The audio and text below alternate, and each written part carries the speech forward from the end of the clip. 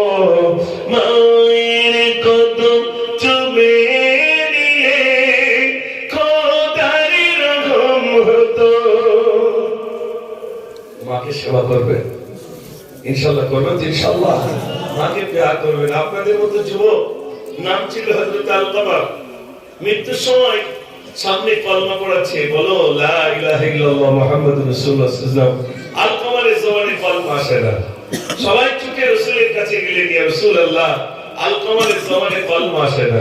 আল্লাহ রাসূল বললেন, ওর মা কি জীবিত আছে? রাসূল বললেন জি। সবাই ছুটে গিয়ে দেখে এসে বললেন, ইয়া রাসূলুল্লাহ ওর মা জীবিত আছে। আল্লাহর নবী সাল্লাল্লাহু আলাইহি ওয়াসাল্লাম বলেন, আলকামার মা যদি জীবিত থাকে, আলকামার মাকে তোমরা ডেকে নিয়ে এসো। আলকামার মাকে ডেকে আনা হলো। আল্লাহর নবী সাল্লাল্লাহু আলাইহি ওয়াসাল্লাম বললেন, আলকামার মা, আলকামারকে তুমি ক্ষমা করে দাও। যদি ক্ষমা না করো, জবান থেকে কলমা নসিব হবে না, বেঈমান হয়ে মারা যাবে। আলকামার মা বললেন, ইয়া রাসূলুল্লাহ কথা আপনি বলবেন না, আমার ছেলে আমাকে এত কষ্ট দিয়েছে, এত কষ্ট দিয়েছি, আমি আলকামারকে ক্ষমা করতে পারি না। আল্লাহর নবী সাল্লাল্লাহু আলাইহি ওয়াসাল্লাম এত বোঝালেন, আলকামারের মা বুঝলো না। আল্লাহর নবী বলেন, ওরে সাহাবী, জঙ্গল থেকে কিছু কাঠ নিয়ে সবাই কাঠ তুলে নিয়ে আলকামারের মায়ের সামনে আলকামারকে জমিয়ে দাও। আলকামারের মা বললেন, ইয়া রাসূলুল্লাহ আমার সামনে যদি আমার ছেলেকে জ্বালিয়ে দেন, আমি মা সহ্য করতে পারবো না। আমার ছেলে আমার সামনে জ্বলবে। আল্লাহর নবী সাল্লাল্লাহু আলাইহি ওয়াসাল্লাম বলেন, আলকামারের মা, এটা যদি তোমার কষ্ট হয়, দুনিয়ার আগুনে যদি তোমার সামনে পড়ে, তাহলে জাহান্নামের আগুন দুনিয়ার আগুনের থেকে 70 গুণ বেশি। তাহলে সেই আগুনে জ্বললে তুমি কেমন সহ্য করবে? আলকামারের মা বললেন, ইয়া রাসূলুল্লাহ আমি ক্ষমা করে দিলাম।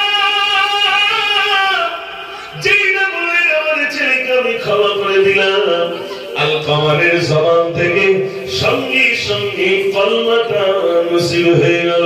সুবহানাল্লাহ, বলুন না সুবহানাল্লাহ। আমার সোনার ভাইরা, মা একটা শব্দ মা। আল্লাহর নবীর কাছে সাহাবায়ে গেলেন, ইয়া রাসূলুল্লাহ খেদমত করব কার? নবীজি বললেন, তোমার মায়ের, তারপরে কার? তোমার মায়ের, তারপরে কার? তোমার পিতার। মায়ের কথা 3 বার বললেন। যাদের মা আছে, মা কি সেবা করুন, মাকে প্যার করুন, আল্লাহ পাক আপনাকে তার জান্নাত দিয়ে দেবে। মা যদি অসন্তুষ্ট হয়ে যায়, সব বরবাদ হয়ে যাবে। সোনার ভাইরা, একটা শব্দ মা, মা একটা শব্দ। আমি অনেক বছর লিখেছি মা নিয়ে। মা জননী, মা জননী, মা জননী গো, মা জননী, মা জননী, মা জননী গো, তুমি বিনা থাকতে পারি কেমনে বলো, কেমনে বলো, কেমনে বলো, মা জননী, মা জননী, মা জননী গো, মা জননী, মা জননী, মা জননী গো।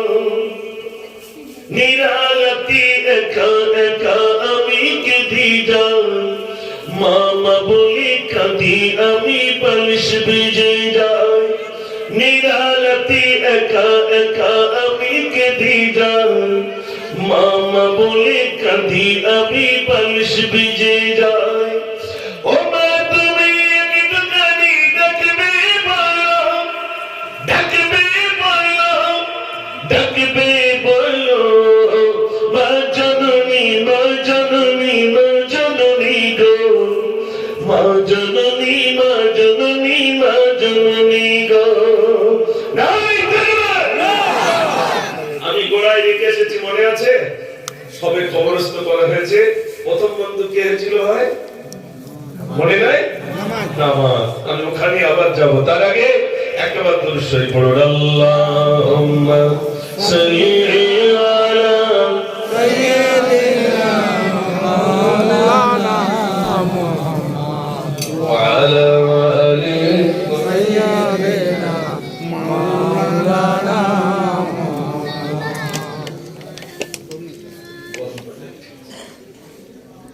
সবাই একটু প্রাণ করে, আপনাদের কষ্ট হচ্ছে না তো ভাই? মাশাআল্লাহ। আমি মালদায় আসতে পেরে আমার খুব ভালো লাগছে যে আপনাদের কাছে এসে এতগুলো ভাই আলহামদুলিল্লাহ কিভাবে জমে বসেছেন। মিলাদ সবসময় হয় না, তবে এরকম একটা সময় আসলে বলুন তো, যতক্ষণ বসে আছেন ঘরের কথা মনে পড়েছে বলে মনে হয়? কোনো কিছুর কথা মনে হয়েছে না? আল্লাহ আল্লাহ রাসূলের কথা মনে হচ্ছে। মানুষ তৃপ্তি পায়, শান্তি পায় কখন দেখবেন। আপনারা এখানে যারা এসেছেন, এই শান্তি প্রত্যেকদিন কি মিলবে ভাই? না, মিলবে না। শান্তি কোথায়? শান্তি রয়েছে ওইখানে, আলা বিযিকরিল্লাহি তাতমাইন্নুল কুলুব। শান্তি যদি পেতে চাও, একমাত্র আল্লাহর স্মরণের ভিতরে শান্তি নিহিত রয়েছে। জোরে বলুন না সুবহানাল্লাহ। এজন্য আমার ভাইরা, মনে প্রত্যেককে যেতে হবে। ঘর বাড়ি দোকানপাট যা আছে সবের ভাগ হবে, হবে না? হবে না? হবে। কিন্তু আমার কবরের সরঞ্জাম আমাকে তৈরি করেই যেতে হবে। আপনার পাশে যদি একটা গরিব থাকে, ওই গরিব কি খাচ্ছে না খাচ্ছে নরেন্দ্র মোদী দেখবেন না মমতা দেখবেন, আপনি দেখবেন? এটা জোরে বলে। আপনার ঘরের পাশে একটা ঘর, কিন্তু সে খুব গরিব, কে দেখবেন? আপনার দেখতে হবে। আপনার বাড়িতে যদি গোশত রান্না হয়, এক বাটি তরকারি তাদের বাড়িতে পৌঁছে দিতে হবে, এটা আপনার দায়িত্ব। কেন?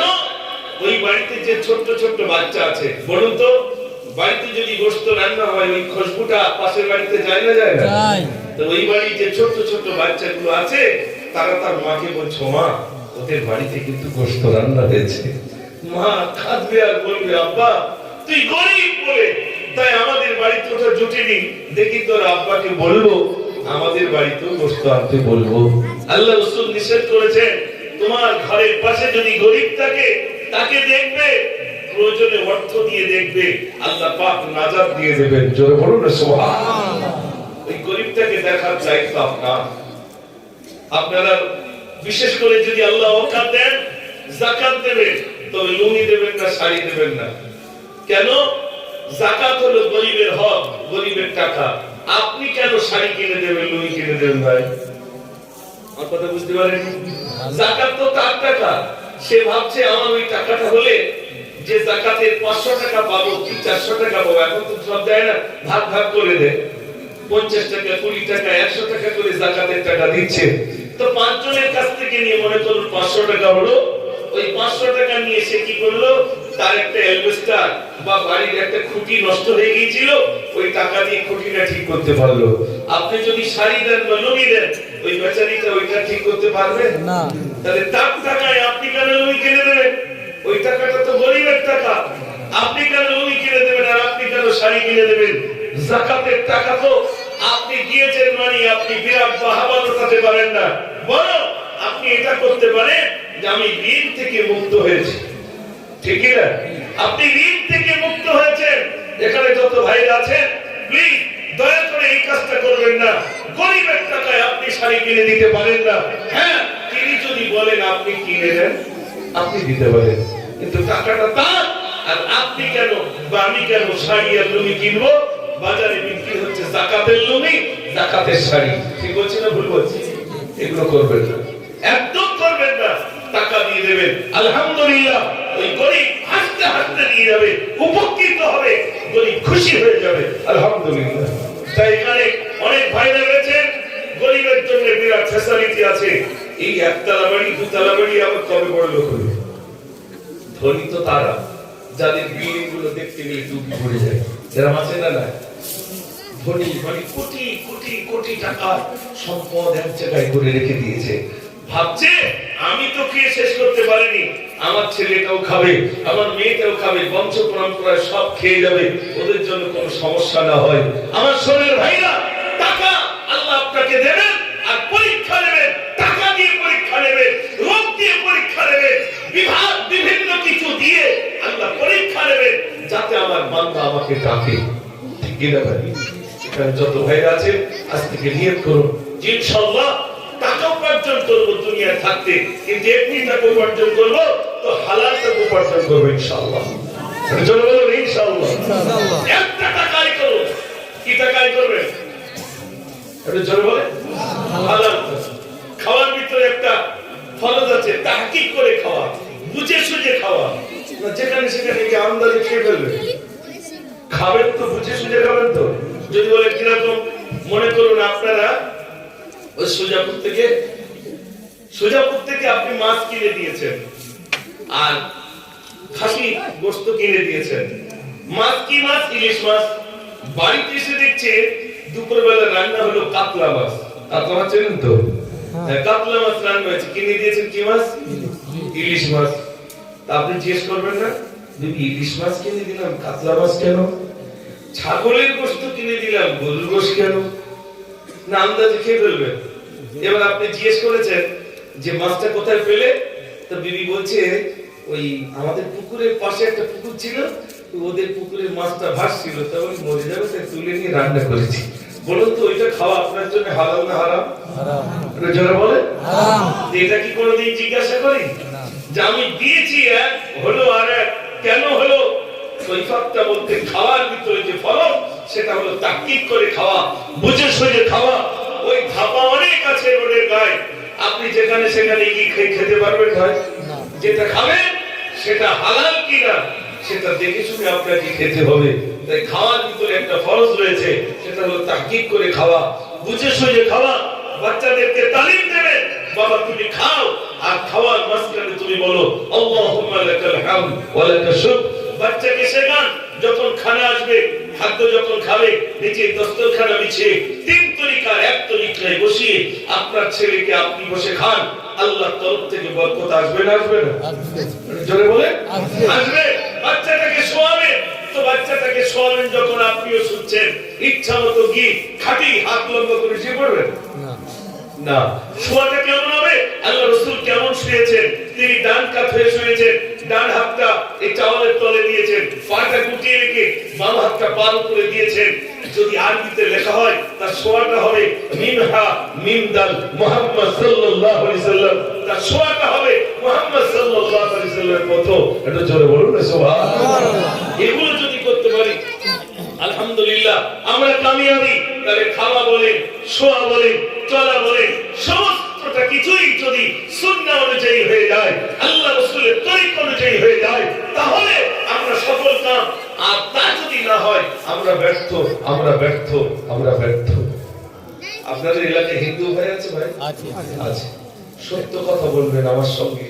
যখন হিন্দু ভাইরা দোকান খোলে তখন ওই কিছু জল ছিটিয়ে দেয়, ধূপ ধরায়, ধূপ ধরিয়ে সারা দিকে প্রণাম করে ঠাকুরের সামনে ঘুরিয়ে তারপর দোয়ারের ভিতরে ঘুরিয়ে সে রেখে দেয়, দেয় না দেয়?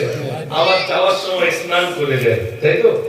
আর আমাদের সে ফরজ গোসলও বোঝে না, ওইভাবেই গেল দোকান খুলতে গিয়ে মুখটা ভালো করে ধুলো না, চাবি দিয়ে দোকান শাটার তুললো। একটা ছেলে এসে বলছে চাচাজি, কি ভাই, কি দাদা, ডাল দেন তো। কতটা? 500। যেই বললো 500 ডাল দেন, এবার বলছে টাকাটা এখন দিতে পারছি না, বিকালে দেবো। তখন আমি আপনি কি বলছে, সকালে বাকি দিতে নেই, অন্তত 1 টাকা দেই। বলে না বলে না? আচ্ছা বলুন তো এটা কোন কিতাবে আছে? কিতাবে আছে? কিতাবে কি আছে? যখন তুমি শাটার খুলবে, ব্যবসা বাণিজ্য করবে, তখন তুমি কোরআন মাজিদ তেলাওয়াত করো, বিসমিল্লাহ দিয়ে শুরু করো। ওই হিন্দু ভাইটা সে তার পূজা করেছে, আমরা কেন আমাদের পূজাটা পূজার আবিদানি করতে হলো ইবাদত, উপাসনা, আরাধনা। তাই এখানে যত ভাইরা রয়েছেন পাশেই বসি মার বেশি পড়বে না কম পড়বে যদি মসজিদে না যায়? একটু জোরে বলে।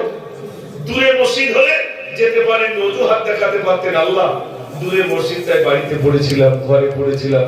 কাছে মসজিদ আর ঘরে পড়বেন মানে হযরত ওমর ফারুক রাদিয়াল্লাহু তাআলা বলেছেন, ওই বাড়িতে যদি ছোট ছোট বাচ্চাগুলো না থাকতো আমি ঘরগুলো জ্বালিয়ে দিতাম যারা আযান শোনার পরে মসজিদে যায় না। যাও ইনশাআল্লাহ। জিকির করেন লা ইলাহা ইল্লাল্লাহ, লা ইলাহা